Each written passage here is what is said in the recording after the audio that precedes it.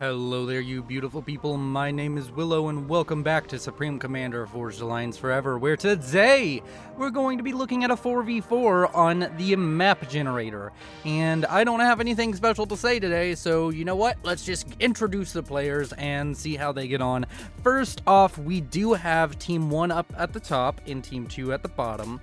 And we're going to start with left to right, because that's how you read. Either way, over here we have a green UEF by the name of Zapod going first land, and he is going to be rocking this most western flank. Then we have a white Aeon by the name of Fong going first land, and he is going to be helping his ally, I would assume, and also vying for this kind of middle section. Then we have a puke green Cybran representing the best faction that has megaliths. You know, the best faction that has megaliths. Either way, his name is Grimplex, and he has gone first land. And then, last but not least for Team 1, we have Earl DP, a purple Seraphim going first land, and he is going to be rocking this most eastern flank. And then moving on to Team 2, staying in the left to right format, we have a blue Cybran by the name of Han, and he is going first land. Then we have a green Aeon by the name of Probot going first land as well. Then we have a gray UEF by the name of Icy Nightmare going first land. And last but most certainly not least, as he makes his way to the eastern front, he is Hitchy, a blue Aeon going probably first land. They all went first land. It's a land map. You don't go first air on this map. There's nobody back here who sits in the back like a little wuss and builds first air. Honestly, on most maps where there is an air position, the higher in rating you go, it feels like the less people build air factory first.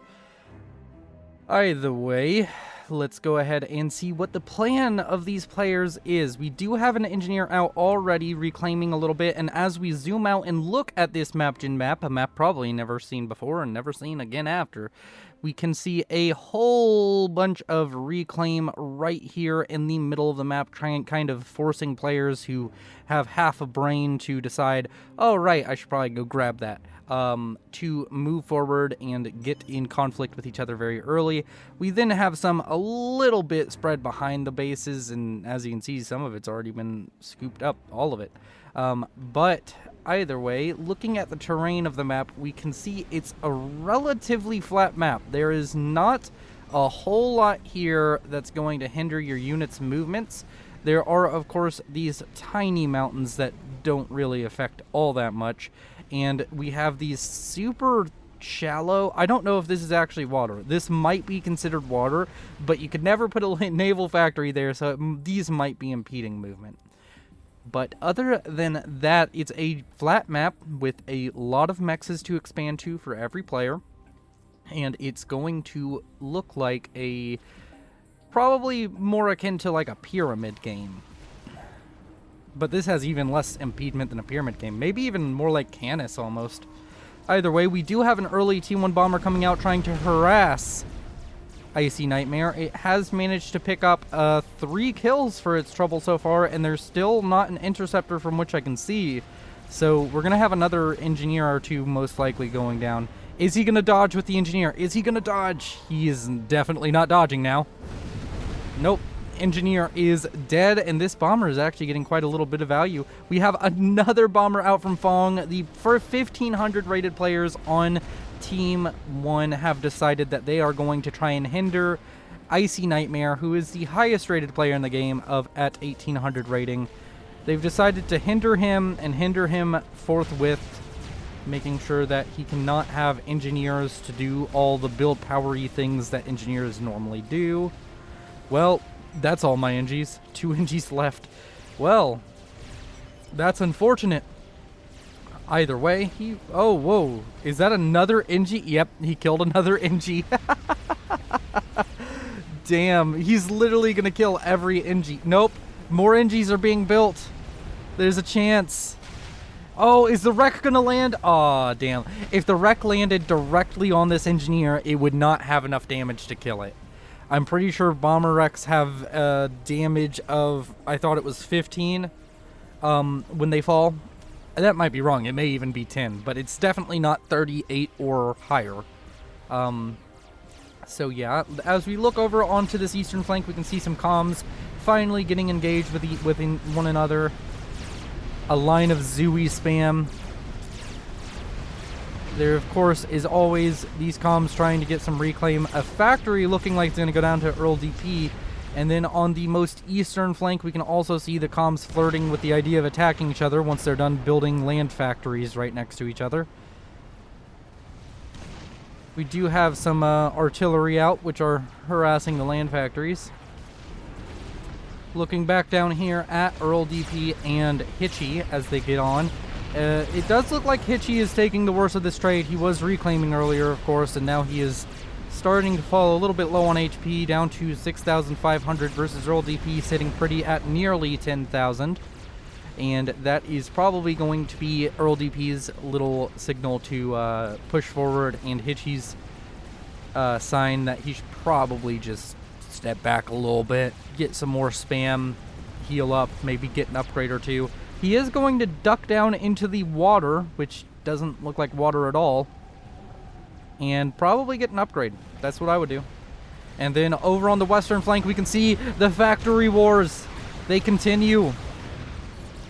The factory wars continue. Whose factory will survive longer? Who can keep the foothold around the four mexes? The four mexes given to the dwarves. I know the dwarves got 7. The elves got 3. Nobody got 4, okay? Either way, these comms are just going to throw shots at each other. And I'm going to turn off all the fancy stuff, hit end, go back out. And we can see over here a little bit of an engagement between Grimplex and Icy Nightmare as they start to shoot each other really quick. It's been about 7 minutes, exactly 7 minutes. Let's check on the reclaim numbers. We can see that the leading reclaimers are Fong and Grimplex at 1.1k and 1k for Team 1. And then on Team 2, we can see a spread of players around 8 to 900, just under 1,000, and then Hitchy at 1.4 thousand. I guess he did get quite a little bit of reclaim sitting there, losing all of the health points on his comm. And of course, we have a 900-ish, almost 1,000 reclaim for Zapod, and then Earl DP sitting at a lowly 450 reclaim. Let's go ahead and swap back to the mass income numbers, where we can see everybody is pretty much within the range of about 21 all the way up to 40, 42. So that is kind of expected. Players ecoing at different rates, getting different amounts of spam, trying different strategies than each other.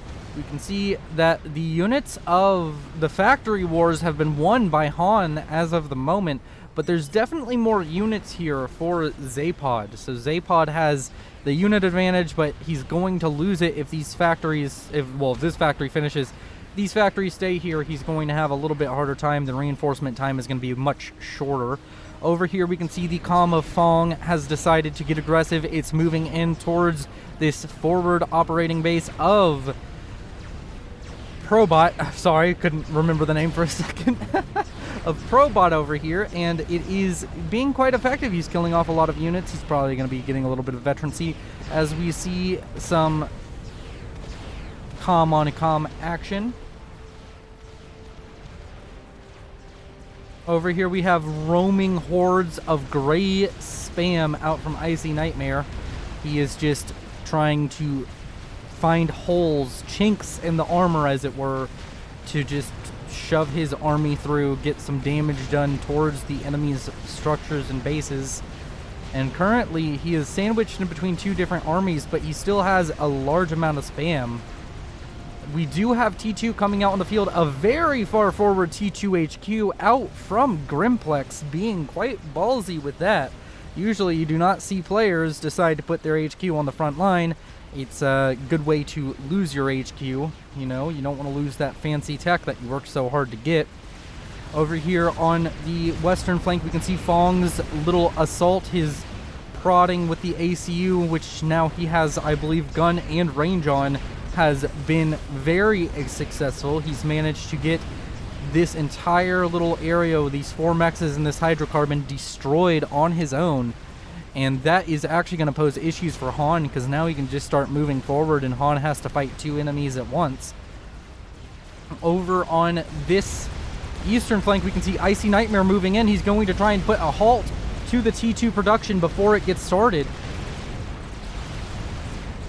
And he may be successful, but these hoplites are out and they do so much damage. He's down below 10,000 health points at the moment, which, I mean, it doesn't mean much since the Cyber Comm only starts with 10,000. And he is over here. He's going to kill off a T2 power, and that's going to be painful for the economy of Grimplex. Or not, it won't hurt him at all. His economy does not care. But it does look like this area is going to be cleaned up by Icy Nightmare if Grimplex does not get some support. And we can see some units coming in from Earl DP to try and help his ally. He's trying to keep his ally from losing that tech. But over here we can see if he can just get the comm to focus on that factory for just a second. And that's the dead T2 HQ, immediately showing why players do not generally build their HQ on the front lines. It's such an easy target to be targeted down and such a valuable thing for your enemies to kill, and a horrible loss for you. It's expensive, it takes a lot of time, and you don't really want to be the guy rebuilding your T2 HQ at 11 minutes. Over here on the eastern flank, we can see Hitchy in a little bit of trouble. There are a lot of units converging on his position.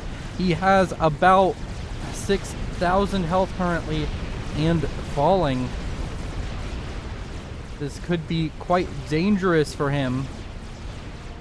The comm of Earl DP is on a gun upgrade currently. He has paused the comm, but he is upgrading it using the engineers, but the engineers have halted. Is his power unable to sustain this? It is not. He is power stalling horribly, and that means that all of the reinforcements from his base and his T2 factory are going to be for naught. He's not going to get very many units. It's not going to be an issue. And we can see him sitting on his upgrade. He's going to start getting pelted with fire from these fervors, pelted with fire from these auroras. This could be very dangerous. Meanwhile, Fong on this flank has just absolutely annihilated the frontal position of... Whoa! Earl DP has been defeated by... How? He had full health! What the hell? Oh, he used mercies! Oh my god, I missed it! Earl DP dying to a mercy snipe. That's the only way he could have... Yeah, mercy snipe. So, yeah, that is a big damper for Team 1. But, of course, this is a game in which full share is active. So, this base over here, all of this economy, this T2 tech, it's still here. It does look like Grimplex is asking for the base. Of course, that would probably be the smarter idea. They're both 1500 rated, and if he takes it, he can just focus all of the efforts on this flank instead of forcing Fong to fight on 2 flanks, fight 2 wars, per se. Over here, Fong himself in a little bit of a troubled position. There are 2 comms on him currently, one of which is very weak, but Icy Nightmare's comm is sitting at full health with 3 veterancy. That is 1,800 health versus the 1,300 of the Aeon comm. He needs to be very careful. He needs to make sure he always has a larger amount of spam than his opponents. But it's going to be harder to keep up the spam game with these Obsidian, or not Obsidian, these, yeah, no, these are the Obsidians. The Obsidian T2 heavy assault tank. It is a very powerful tank, having that beefy 1500 HP shield and that high damage, high alpha strike cannon that they do possess. It does look like this area is going to stabilize a little bit for Fong. It does look like he's going to manage to keep Probot from taking his expansion over here. As he keeps some units here, he starts to produce T2 units, starting with Asylum Shields to keep his comm nice and healthy. It's already regened back up to 14,000 health points and is making him quite quite healthy and quite safe over here in the middle. Unless, of course, more mercies show up. We do have 5 sitting right here, so that is a possibility. Over here, we do have a Grimplex with a comm that is actually really unprotected from mercies. Do they know about his comm? They don't. If they did, this would be a death. He would already be dead. There's enough mercies here to snipe him. I'm 99% sure of it. Also, one second. Somebody mentioned something, and I thought I had the option enabled, but I don't know if I do. Sorry about this. Where is it? Where is it? Where is it?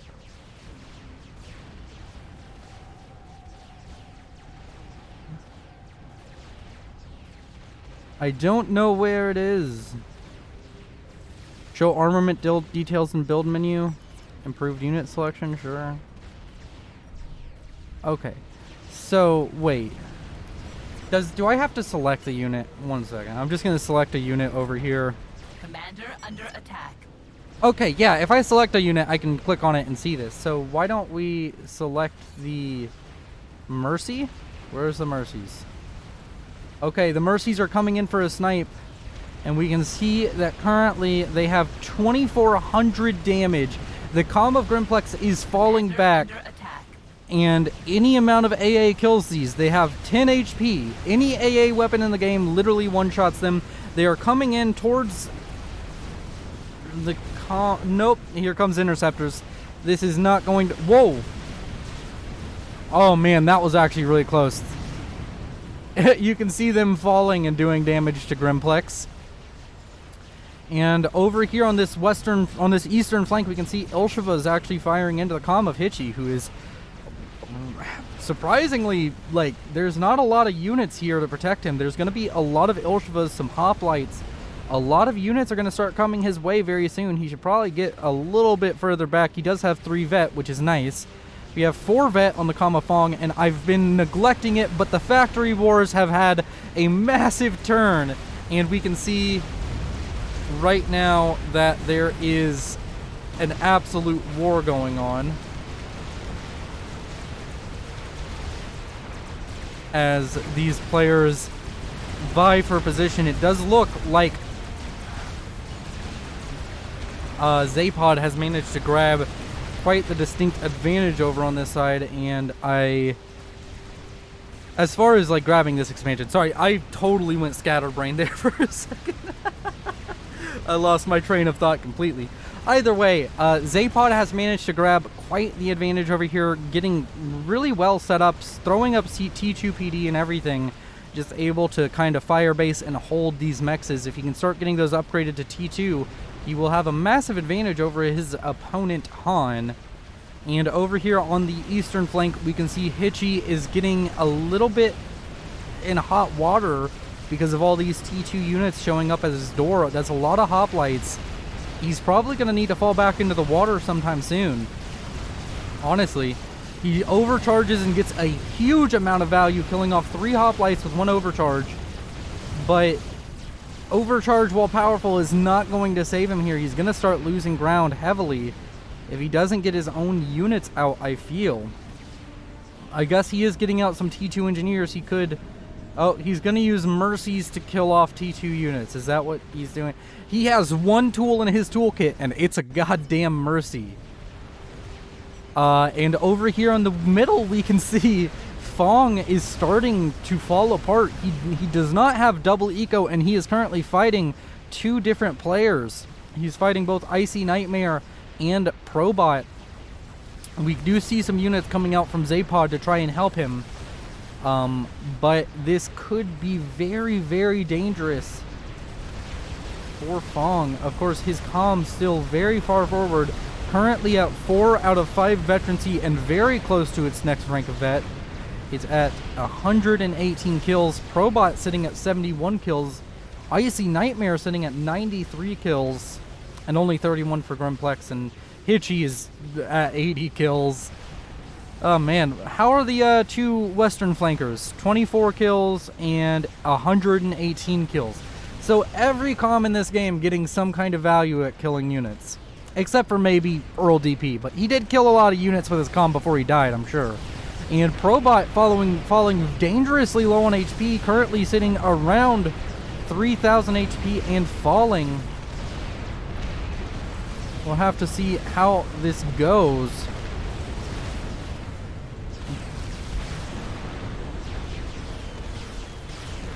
Down to 1,500, 1,000 HP. It's falling quickly, 550, 50 HP. Oh, and he goes down. That is the death of Probot, meaning that the teams are back to a 3v3. And I'm guessing that this is all going to be transferred to Icy Nightmare. I believe he is the highest on score. Really quick, I'm going to check reclaim numbers again. We can see Icy Nightmare is the leader in the... No! Grimplex is the leader in the entire game, sitting at 10,000 HP, or 10,000, not HP, reclaim. His allies are at 4.5k for Zaphod and Fong at 5.9k. We can see Icy Nightmare sitting at 9.5k, 5k for Hitchy, and 1.9k for Han. And these units just keep pressing forward. Fong using his comm to great effect, 5 vet comm, regenerating 40 health a second with a maximum health of 16,500.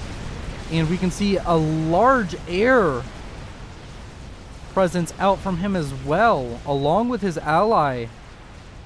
They're producing many air units. These Mercies are running for their lives, and they are going to go down. And over here in the middle, we can see Zapod and Fong just pushing forward, trying to establish a way into the main base over here. And then Grimplex comes in with his T2 spam army, and he's going to move it directly in to the former base of Probot, now Icy Nightmare's base. And he's going to be getting quite a little bit of damage if this is not dealt with quickly. We do have, of course, some T2 units, some Rhinos and Hoplites coming out from Han to attempt to remedy this situation. And over here, the reinforcements are going to be cut off by T3 land. We have some Spearhead T3 mobile missile platforms out. They produce so many missiles. It's such a joy to watch these things fire. And then we have some Percivals, of course, a Percival making its way over to this base. But despite these units being here for a nice little while, it seems they targeted other units. They're not even going to kill off the T2 power, just killing off some mass storage and T1 pigeons, which I'm sure that Icy Nightmare doesn't actually care about at the moment. Meanwhile, on this eastern flank, we can see T3 tech coming out as well for Grimplex, but it's Seraphim. He's used the factory out from Earl DP to create Seraphim T3 units, and now he has a sniper bot, and he is going to be able to use that quite effectively. Chrono Dampener on the way for Aeon. It's not an upgrade we see very often, but Chrono Dampener creates a quantum stasis field around the ACU, immobilizing enemy units within its radius. It consumes a hell of a lot of energy. If he finishes this, pretty much any unit that gets within shooting range of his comm kind of just gets stunned. You know how like Medusa shots stun? Yeah, like that. Either way, Icy Nightmare is pushing forward with his Percival and his comm. His comm is about to crest over that veterancy mark where he'll be 5 veterancy. 9.8 out of 10,000 mass destroyed. And we're seeing many Percivals start to pour out of his factories. Chrono Dampener still, it's 2 minutes off, but if that finishes, that will be a huge boon to this flank. It'll be very hard to push on him, even with T3 units, because he can basically negate a tech advantage by just stunning your units. Almost, you're stunned more than you're not stunned if you're right next to the comm. We did have a quick pause. Apparently somebody's baby is awake. I'm 2v1 for 30 minutes. Fong unhappy with the support his teammates were giving him earlier, but now Zapod and Grim have both come out to try and help him.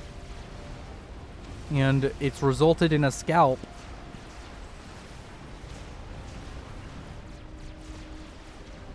We do see some T2 mobile or some T2 static artillery and these Spearhead missile platforms firing off their missiles.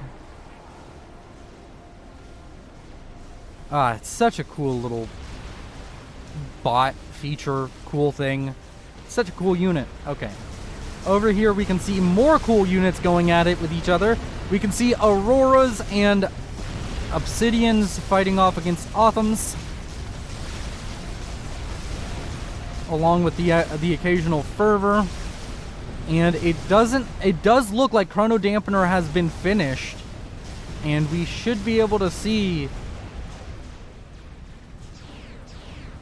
these units get immobilized. I think it affects any unit that's not an experimental.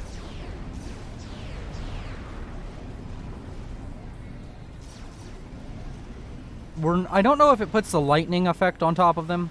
Like, usually there's a lightning bolt when something is stunned.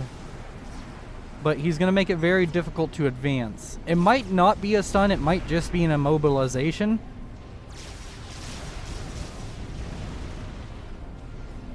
Let's see.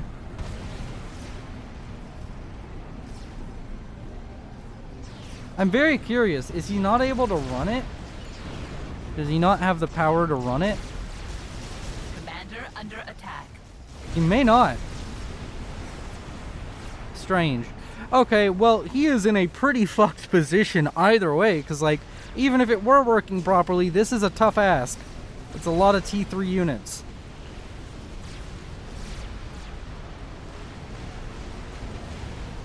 And we can see the Zooies are given the order to approach the base. There's nothing here. There's just nothing. Nothing protecting him. And he's trying to reclaim tanks, which is a hopeful proposition at best.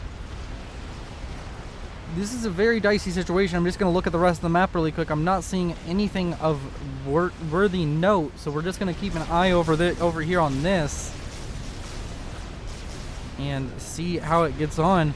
These units are slowly creeping their way towards the base, and every time that Hitchy jumps out of the water, they get retargeted onto him. But now they're just going to run for the base. There, of course, are sniper bots set up here on the hill. They could be retargeted onto the comm, but you don't know if they want to even attack the comm. They may just want to kill off the base, since it is indeed a full share game. The comm coming out trying to deal with a Otham. He may be able to kill off some of these Othams, but there's 1, 2, 3, 4, 5, 6 Othams here. That's more than enough to kill him off. Of course, you can see them all getting stunned every once in a while, but they still put out so much DPS, and that is the death of Hitchy. And with that, that's going to leave our good friend Icy Nightmare in a really tough position, as there's already T3 units right here. He's Icy Nightmare also making a push towards the base of Grim, trying to distract him, and to his credit, this may get some damage done, and it's going to distract every single unit. You can see all of these Othams, all of these T3 units that would otherwise be thrown into this flank are now moving back to defend the base, as they very well should. But it is a force you to move kind of situation, and Icy Nightmare has taken advantage of the fact that he had that many units in order to do that. We can see Han even trying to send some T1 spam units. It's not much, but it is very, very kind gesture to send out some units to try and help on that flank. And we can see the T3 spam coming out over here. We have some Harbingers being produced, and with every death, it would seem that the units out from Icy Nightmare are getting more diversified. He's starting to spam out Harbingers at a decent clip. He's going to have Percivals, Harbs, any other T3 Aeon unit he wants. Now he just needs Han to die, and he'll have even Cybran at his disposal. The only thing he won't get is Seraphim, unless... Now hear me out. You ever heard of a drug called capture? Because it's a hell of a drug. Oh, man. Let's see. And with that, the game kind of feels like it's entering a lull. There's not too terribly much going on. This flank has been secured. Grim, of course, is going to try and assault it again, and that is a lot of units, admittedly. Let's go ahead and check on their bases. Also, I've been sitting on Reclaim for like an hour. I'm sorry. Let's check on their economies. I'm so bad about that. I don't know why you all expect better of me. 105 mass a second for Grim. Wait, no, that was Fong. Wait.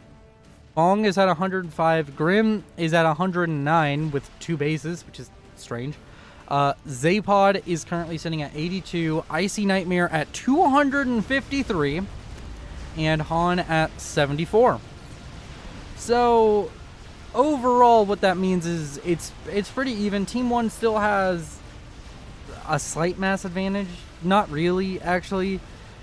They might have a mass generation advantage and a reclaim advantage, but I don't believe that they have... they don't have the total mass, so they currently have an advantage, but not a big one. And as we look at all of this, we can see this group of mismatched units over here just kind of grouped up on their own. They are going to be assaulted by a bunch of T2, T3, and T1 units of Grims. And there's another army over here that can make its way forward if needed. Grim is going to be caught in between 2 different armies of Icy Nightmare, both with T3 capabilities. Meanwhile, on this western flank, we've had quite the stalemate over here between Zapod and Han. They've kind of just shook hands, said, we're going to build some fire bases. You don't hurt me, I won't hurt you. And these units are all just kind of piling up together. There's so many units out for both sides, but it does look like those tanks have been destroyed, and it looks like Icy Nightmare might have an advantage here. We do have units coming out from Fong to try and assist, and Fong looking like he's going to get on a T2 transport. We'll have to keep an eye on that. We don't have anything crazy going on in the bases, I don't believe. What about your base? Nope, nothing. Fong is on a transport and heading over to the eastern flank. He's going to fight the Russians. Or I guess he could be fighting the Germans. I mean, come on. Eastern flank. It's the eastern flank for both sides. It's on the east side of the goddamn globe. But Fong has brought his comm out and over here. What does he have as far as upgrades on his back? He does have a back upgrade. He also has Chrono Dampener. Did they change something to Chrono Dampener? You used to never see it, and now I'm seeing it more and more. Did they make it cheaper? What's going on with that? The Aeon comm waddling its way towards the enemy, which is waddling away.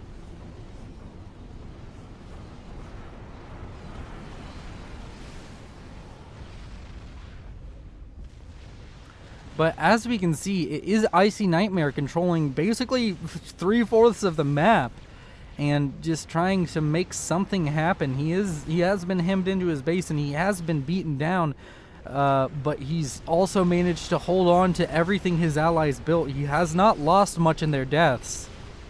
And of course, he's also driven off Grim from this little expansion here. He's just created a no-go zone around his base, a no man's land as it were.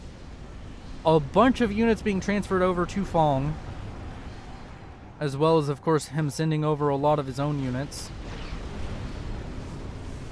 And we can see his comm reclaiming as he continues to tread where not too long ago Hitchy was killed. Of course, Hitchy being an opponent, but still, this area has already had blood spilled on it. It's bad juju. It's a dangerous area. All the safety in the world, the only safety you have in the world is this pond. And we can see it stuns all of these units every time it pops. It does have a relatively lengthy cooldown, but he can stun these units quite a bit and give his own fighting force a big advantage. But he's dropping low on health, down to 5,000 health. That's just a few Percival shots. He needs to start running and start running quickly. He needs to get out of here right now. Oh my word.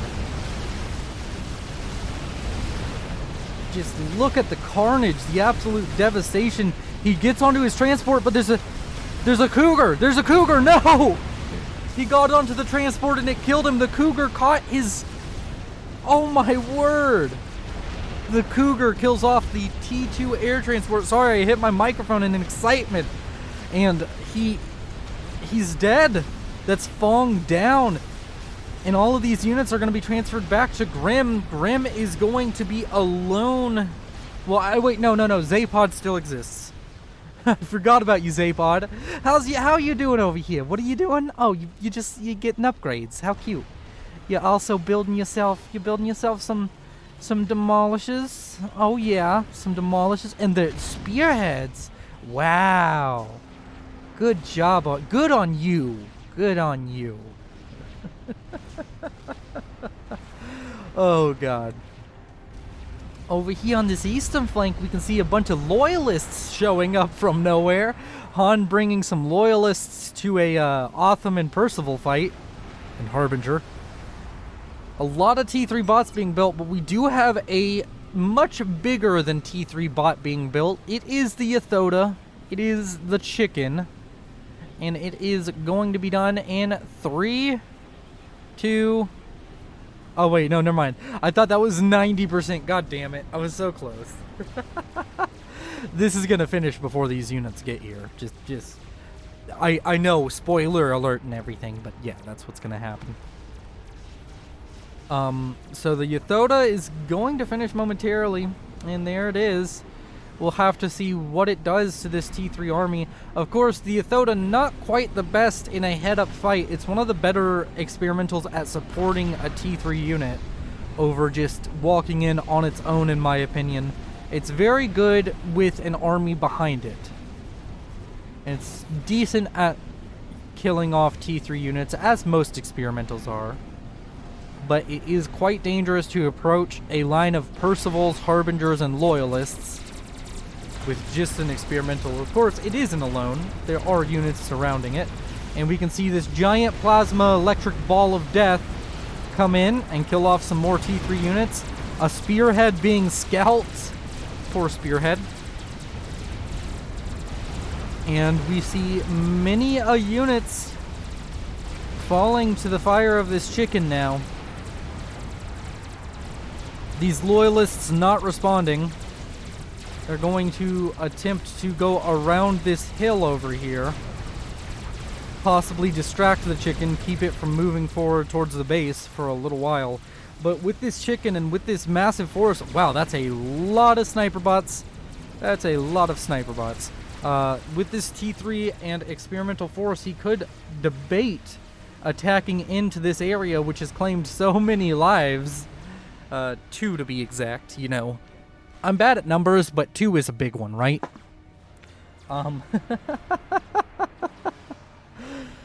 And 1 second, I do want to see reclaim, because all of these players left are either going to have a lot of reclaim or no reclaim. 38,000 and 25,000, wow. And that was another experimental finished. Was that... Who made that experimental? Who made that one?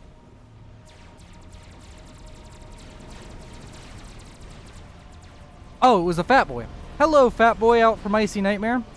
A Fat Boy completes. It's going to come over here and try and combat the chicken. The chicken is looking to try and assault the stronghold built over here. There are, of course, Ravagers, T2PD, more Ravagers on the way, some artillery, and a lot of shields.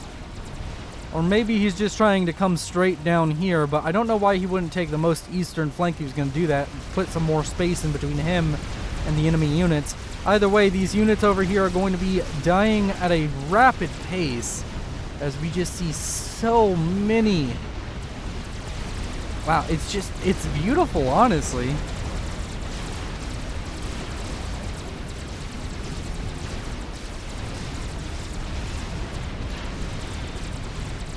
Grimplex has built yet another experimental unit. He's built another Yathoda. He can pump these out at a rate of not just absolutely one every couple of minutes. And I think that's what I would keep doing. I'd make a whole bunch of these and just shove them into the enemy. Yathodas are very powerful.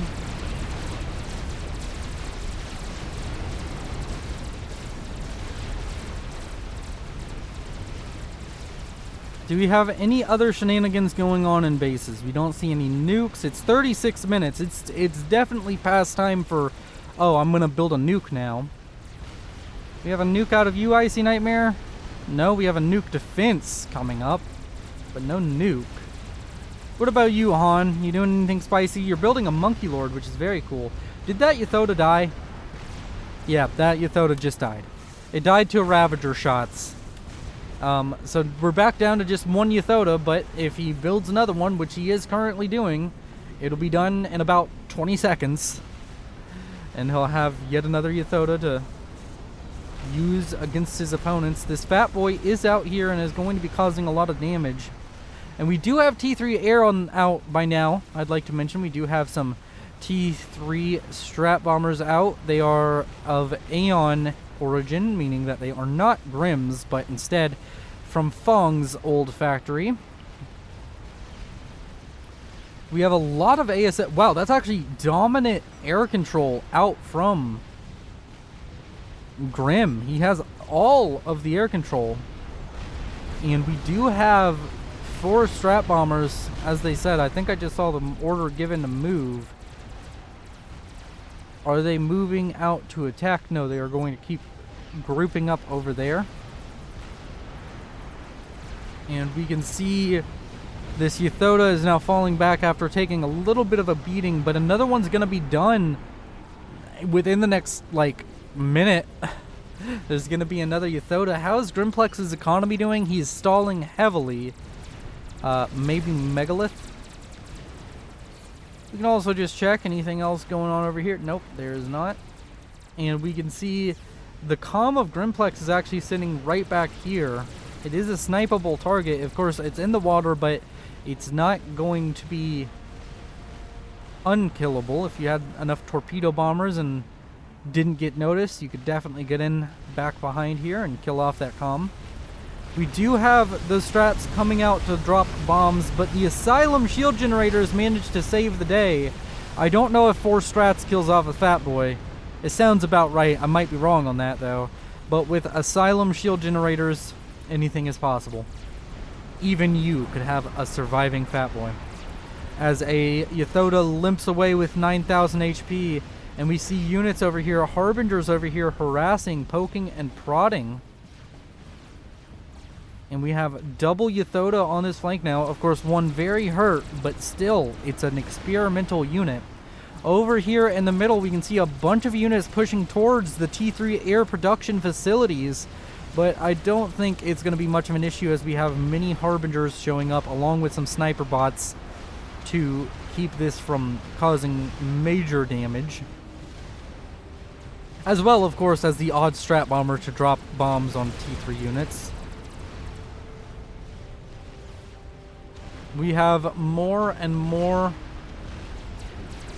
units amassing over on this eastern flank, which has been a constant spot of bother for, well, both sides, to be honest. People dying over here more than at a rate of not.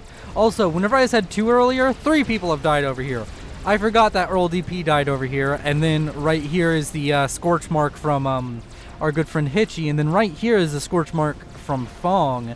Pretty much, if you're Aeon or Seraphim, you should really avoid this side of the map. Literally, every Aeon and Seraphim in the match, except for Probot, managed to kill themselves over here. Which is quite funny. I do admit that I find that quite amusing. We, of course, see a Asswasher, or Aswasa, on the way over here for Grimplex. I think it'd be relatively effective. Of course, there is T3 air production now for Icy Nightmare, but the ASF numbers, I would assume, are still in Grimplex's advantage with 37 versus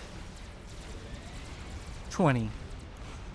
There are a lot of interceptors, but they don't really matter. It takes like 10 interceptors per ASF, I feel. The actual number is probably stupidly different, but still. Over here we can see these Yathodas are just absolutely wreaking havoc through the base of Icy Nightmare, killing off the former base of Hitchy. And that's actually going to be a hindrance on his economy. He's losing a lot of T3 mexes. And that's always painful.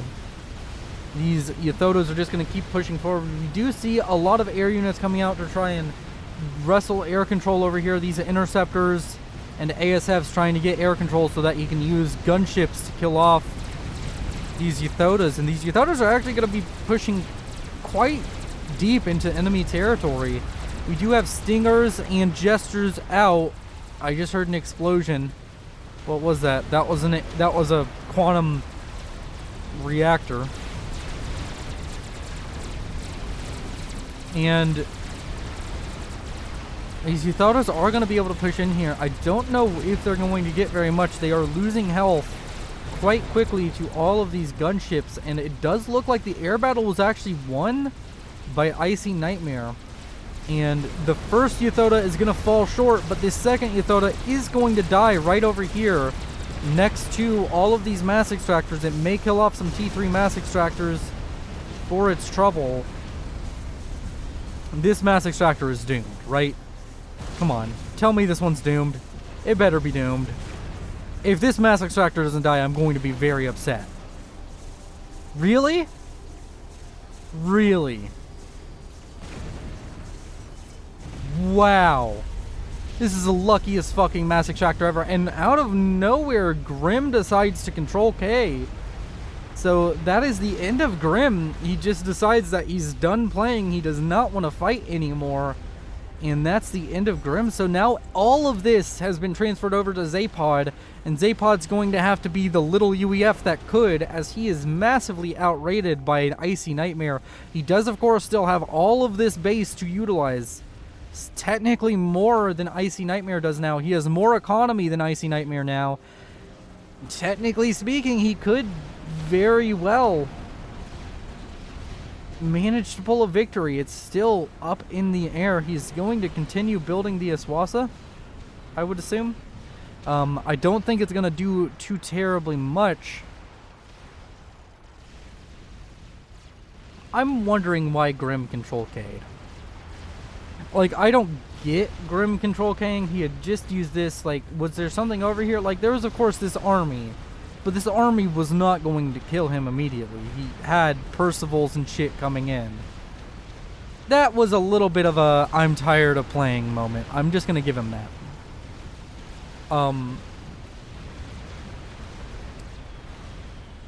But yeah, he had a definite economic advantage over Icy, so he could have pulled something out of the bag. But that was indeed a control K.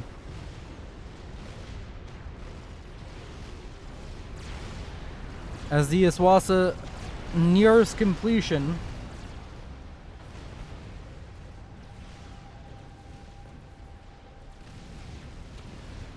do we see anything else? He is building Fat Boys. Of course, there's another Fat Boy right here. Many Fat Boys in this match.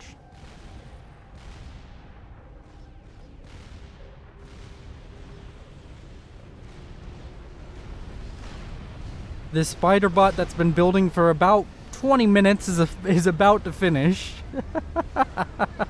Oh my gosh, that spider bot's been building for so goddamn long.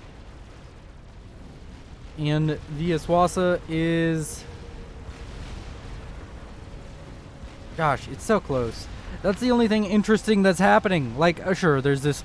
Oh, look, these Fat Boys are firing at each other, and this has no consequence on the outcome of the game. Because, like, oh yeah, you're gonna kill a few T3 units. Big whoop-de-doo. I want to see what this Aswasa does. I feel the fate of the game rests on its shoulders.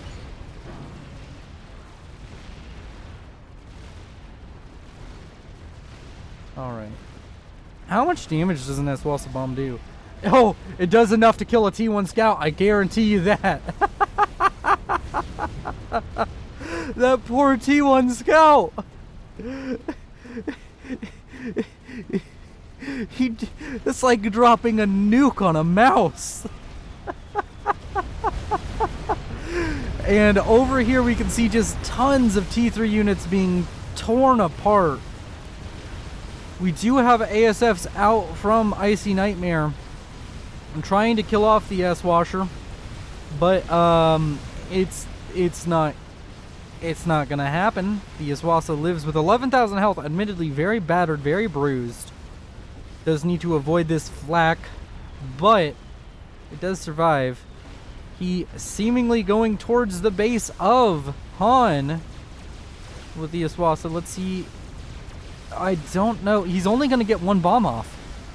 Wait, he's only gonna get one bomb off. There's Sam's. Yeah. So that was the Aswasa's contribution to this game. I thought it would do more. I felt like it was like a low air game. He could kill off the other ASF, survive, and Zapod control case. He GG's out, decides to capitulate, and with that, I'd like to thank you all for joining me and say thank you to my patron Timothy Calderwood for subscribing at the $10 a month tier over on Patreon. If you'd like to support me that way, go ahead and check out the link in the description. Other than that, if you liked the video, like it. If you disliked the video, dislike it. If you want to see more like this, subscribe. There is a playlist linked somewhere or on my channel somewhere called Willow's Faf Shit. It has a whole bunch of Faf content, hours upon hours of it now. We're nearing about 50 hours of content on that, and I hope it grows even more and more quickly. What else do I want to say? Oh, join the Discord, because all of the cool people are on Discord, and I need more people sending me replays. Like, come on, you watching it? Join the Discord and send me a replay. I watch every single one I get. I guarantee you that. And I usually give some feedback on whether or not I casted a replay. But with all of that out of the way, I will leave you with this glorious looking fireball and a good day.